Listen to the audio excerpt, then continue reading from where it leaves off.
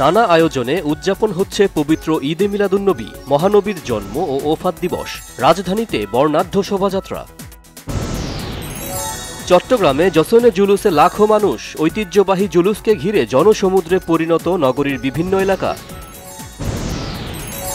রাজবাড়ীর গোয়ালন্দে নুরাল পাগলার দরবারে আগুন ও পুলিশের ওপর হামলার ঘটনায় ৩৫০০ জনকে অজ্ঞাত আসামি করে মামলা করেছে পুলিশ। বিএনপির স্থায়ী কমিটির সদস্য মির্জা আব্বাসের অভিযোগ, নির্বাচনকে সামনে রেখে মাজার ভাঙা সহ দেশে অস্থিরতা বিচ্ছিন্ন কিছু নয়। বিএনপির সিনিয়র যুগ্ম মহাসচিব রুহুল কবির রিজভীর অভিযোগ, লাশ পুড়িয়ে দেওয়ার মতো জঘন্য ঘটনা আন্তর্জাতিক ষড়যন্ত্রেরই অংশ হতে পারে। বিএনপি মহাসচিব মির্জা ফখরুল ইসলাম আলমগীরের সাথে সাক্ষাৎ করেছেন ঢাকায় নিযুক্ত পাকিস্তানের নতুন হাইকমিশনার ইমরান হায়দার। বিএনপির স্থায়ী কমিটির সদস্য আমির খসরু মাহমুদ চৌধুরী বলেছেন, গণতান্ত্রিক প্রক্রিয়া যত দেরি হবে ততই অস্থিরতা বাড়বে, অর্থনীতি ক্ষতিগ্রস্ত হবে। কেন্দ্রীয় ব্যাংকের গভর্নর ড আহসান এইচ মনসুর জানান, টাকা পাচারের প্রবণতা কমে যাওয়ায় দেশের রিজার্ভ বাড়ছে।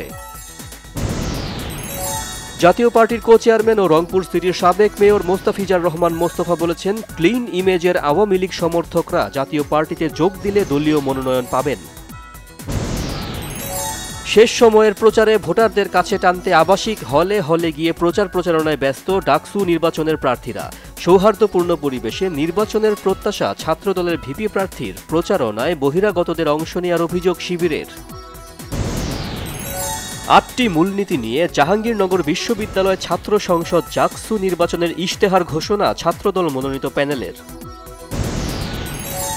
পরিবেশ, বন ও জলবায়ু উপদেষ্টা সৈয়দা রিজওয়ানা হাসান বলেছেন, রাজনৈতিক সমর্থন না থাকলে প্রশাসন সাহায্য করে না, আর প্রশাসনের সাহায্য না পেলে পাথর তোলা বন্ধ আর খাল উদ্ধার করা সম্ভব নয়। লক্ষ্মীপুরে যাত্রীবাহী বাস নিয়ন্ত্রণ হারিয়ে খালে, ৫ জনের মৃত্যু, আহত ২ জনকে হাসপাতালে ভর্তি।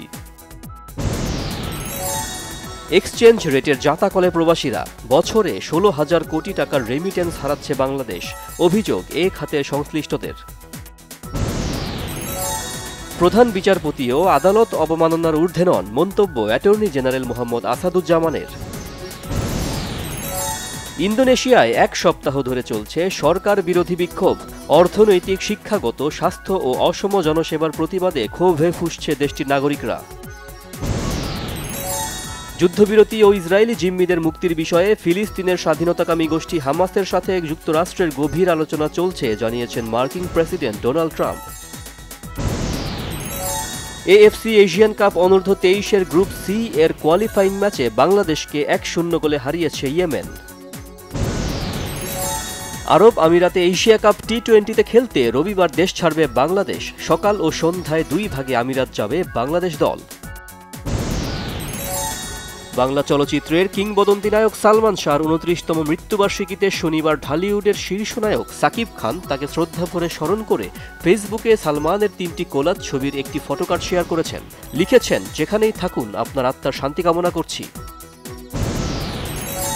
লোকেশ কংরাজ পরিচালিত, রজনীকান্ত অভিনীত বক্স অফিস কাঁপানো কুলি ২ মুক্তি পাচ্ছে ওটিটিতে। হলে মুক্তির ১ মাসের মধ্যেই ছবিটি দেখা যাবে অ্যামাজন প্রাইম ভিডিওতে।